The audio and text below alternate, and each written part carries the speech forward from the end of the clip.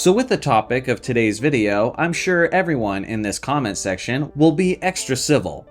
Today, we're looking at the top 10 most clutch players in NBA history, according to me, of course. Now, as always, this is just my opinion, and this list is especially difficult to rank because there's a lot of different factors at play, and a lot of different ways to categorize the aspect of clutch. With that being said, these were my factors into ranking this list. First, were you great at making big shots in the final 2 minutes? Second, big shots in the playoffs will count even more significantly than big shots in the regular season. Also consider the volume of clutch shots. If a player is super selective and doesn't attempt that many game-winning shots, then of course, that's not going to bode as well for his ranking. Also, I'm looking at how the player overall improved his production in the postseason. Poor performances in the playoffs will negatively affect a player's ranking. So if a player has many instances where he came up small in the postseason, then he won't be as high on this list, or he might not even make the list altogether. The player also essentially needs to be a star, because it's one thing to be the clutch player who everybody is expecting to have the ball in their hands when the clock winds down. But it's something else entirely for a role player to play off ball and not be watched with the same attention as a star player. So on my list specifically, you'll only see superstar players. Essentially, I'm calling this the Robert Horry rule. And lastly, you gotta have some huge balls to make these shots. So since we're on the topic, I suggest you take care of yours. Which is why today's video is brought to you by Manscaped. There are two types of guys. Those who've experienced the horrors of cutting their junk while grooming, and those who will soon find out. Personally, I've always had great experiences with Manscaped, as they've always helped me take care of the family jewels. Today, I'm introducing to you the Lawnmower 5.0 Ultra Trimmer, which includes skin-safe technology, dual blades, and a spotlight that even make a superstar player jealous. On top of all of that, it's also waterproof, so dive in and come out victorious. Also, say goodbye to unwanted odors with the Crop Preserver Ball Deodorant, and cool down with a Crop Soother after shave, because your crown jewels deserve the royal treatment.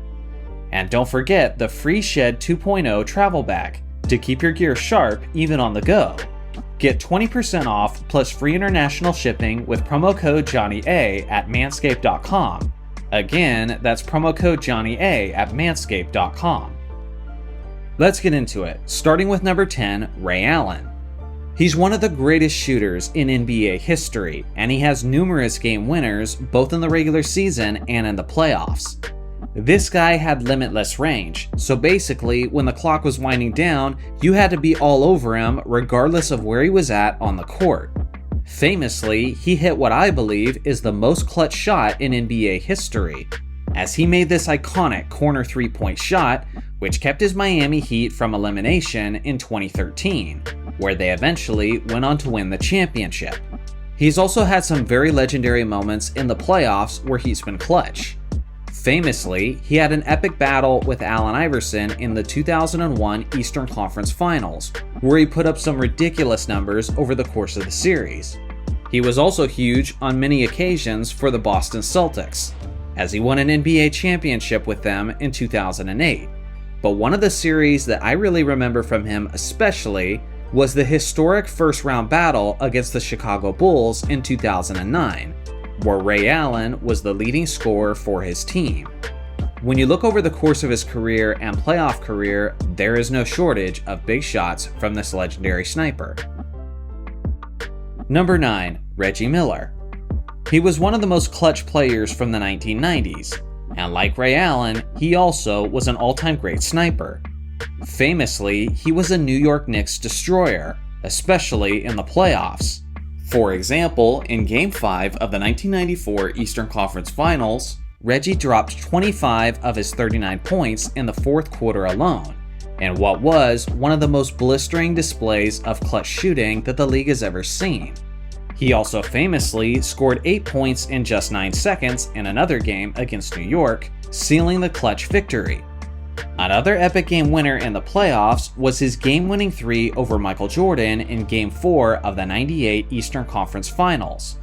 There was also the 2002 first round, and in a winner-go-home situation, Reggie hit game-tying clutch shots at the end of regulation and at the end of overtime. He's certainly worthy of a spot on this list. Number 8. Tim Duncan. He might seem like a surprising addition to this list to many people, but he actually has more clutch shots than most people realize, like his absurd fadeaway over Shaquille O'Neal in the 2004 playoffs. Or how about his game-tying 3 in the 2008 playoffs against the Phoenix Suns, in a game where he also dropped 40 points and added 15 rebounds. Whether it was in his youth or in the twilight of his career, Duncan almost always showed up during the biggest games, which is the biggest reason why he has his 5 championship rings. But the 2003 NBA Finals is where he especially had his epic moment, as he put up a clutch, series-long performance for the ages, with some truly goofy averages. In the championship-clinching 6th game, Duncan put up a near quadruple-double. And honestly, when you go back and look at the film, he almost certainly should have got that quad, which would have made it the first ever quadruple-double in NBA playoff history, let alone the NBA Finals. Number 7. Hakeem Olajuwon. This is one guy who's on this list probably for more of his clutch moments on the defensive end rather than the offensive end. For example, he made the iconic game-sealing block in Game 6 of the 1994 NBA Finals.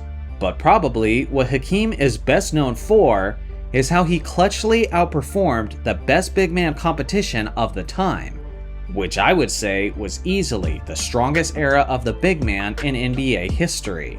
At one point or another, in the playoffs, he destroyed David Robinson, Patrick Ewing, and Shaquille O'Neal, on his way to back-to-back NBA championships. If you look at his level of production in the regular season compared to the playoffs, then you'll quickly see why he is a very deserving candidate for this list. Number 6. Kobe Bryant.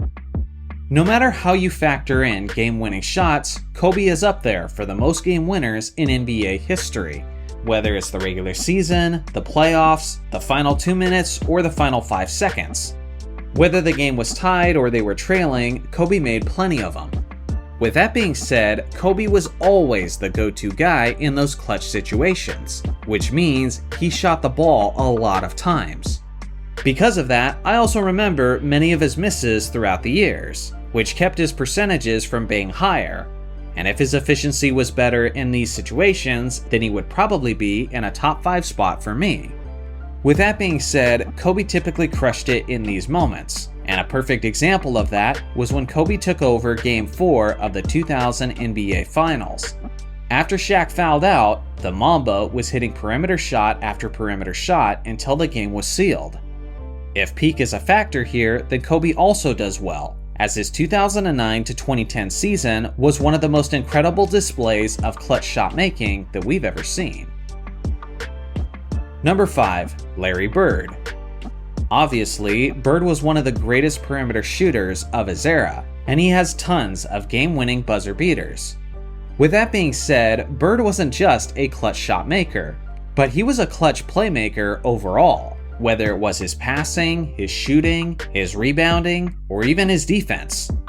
One of those famous instances was when he got this crucial steal in Game 5 of the 1987 Eastern Conference Finals.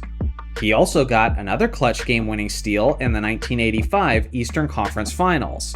During the 1980s, his Boston Celtics were in the NBA playoffs a lot, and they were making deep playoff runs consistently thanks to Bird's clutch gene. Number 4. Jerry West. This man was literally known as Mr. Clutch. And sure, he was 1-8 in the NBA Finals. But that wasn't completely his fault, as NBA free agency didn't exist during his playing days, and I do believe the Boston Celtics were usually the more stacked team. Even in the instances where they lost, 95% of the time Jerry West came up huge. He hit numerous big shots, numerous game winners, and numerous buzzer beaters. One of his most famous clutch shots was when he hit this iconic 60-footer at the buzzer to force overtime in Game 3 of the 1970 NBA Finals. In 1965, his Lakers went all the way to the NBA Finals, and he averaged an absurd 40.6 points per game over the course of those playoffs. With a minimum of 4 games played, that is easily the highest scoring average in NBA playoff history. And then, in Game 7 of the 1969 NBA Finals, he dropped a 42-point triple-double, which is also famously remembered as the series where he won the Finals MVP despite playing for the losing team. You know you gotta be pretty damn clutch if you're gonna be called Mr. Clutch, despite the fact that you lost in the NBA Finals more often than you won. Number 3. Magic Johnson. Although he was a pass-first player, Magic actually has a lot more game-winning shots than most people realize. As a playmaker, he was fantastic at finding a good look for himself or creating one for someone else, and he was also an incredible big-game performer. Like in the 1980 NBA Finals, where as a rookie, he took over Game 6, as he started at center in place of Kareem Abdul-Jabbar, and then moved to various different positions throughout the course of the game. At only the age of 20, in his rookie season, in Game 6, he put up this ridiculous stat line. That was far from his only clutch performance on the game's biggest stage. In the 1987 NBA Finals, he also put up some ridiculous numbers throughout the course of the series. And of course, he hit this iconic game-winning hook shot in Game 4. He was even clutch in the 1991 NBA Finals where he lost to Michael Jordan. But throughout that series, Magic put up some goofy numbers, including this absurd stat line in Game 5, despite the fact that he was missing James Worthy and Byron Scott in that contest. The only reason why Magic Johnson isn't in one of my top 2 spots is because of his performance in the 1984 NBA Finals, where he was briefly known as Tragic Johnson. With that being said, that was really his only instance of coming up small when it mattered the most, as he was usually very, very clutch in the playoffs. Number 2. Bill Russell. This guy is the ultimate winner, and a guy who was especially obsessed with winning. He won 11 NBA championships and 12 trips to the NBA Finals. And yes, he dominated, and yes, his roster was stacked. With that being said, many of those championships came down to how he performed when it mattered the most. For example, throughout Russell's career, he played in 10 Game 7s in the playoffs, and he was a perfect 10-0 in those Game 7s. Usually, those deciding games were decided by just one possession, including Game 7 of the 1962 NBA Finals, where he dropped 30 points, 40 rebounds, and 4 assists to defeat the Los Angeles Lakers. Even in his final championship season, Russell was clutch when it mattered the most, as he took over Game 7 of the 1969 NBA Finals with his amazing defense. He may have not hit many game-winning shots, and he may have not been the greatest scorer, but with that being said, his gifts got even greater when the games mattered the most, and that's why he has more rings than fingers. Number 1. Michael Jordan. He was 6-0 in the NBA Finals and was usually breaking records while winning them. In the 1991 NBA Finals, he became the first player to average at least 30 points and 10 assists in the same Finals series.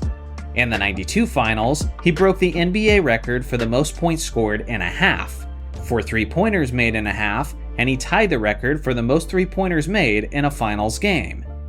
In 1993, he set the record for the most points averaged in a Finals series, and that was while being guarded by an all-defensive player.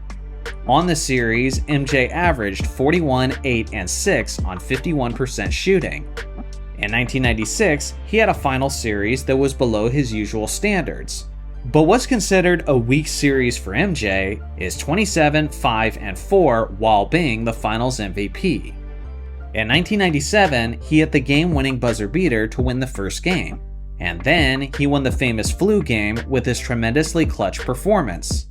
And in 1998, MJ scored the largest portion of a team's points in the NBA Finals, as he scored 45 of the Bulls' 87 points in the deciding 6th game. He also sealed the game with the final steal and the final 2 baskets, which included this iconic game winner. MJ performed the best when it mattered the most, and he never disappeared on the game's biggest stage. He efficiently hit tons of game winners in the regular season and the playoffs, all while never allowing a final series to reach a 7th game. Without question, Michael Jordan is the most clutch player in the history of the game. Here is my list of honorable mentions. Should any of these players have made the top 10 instead? I look forward to hearing your thoughts in the comments section below.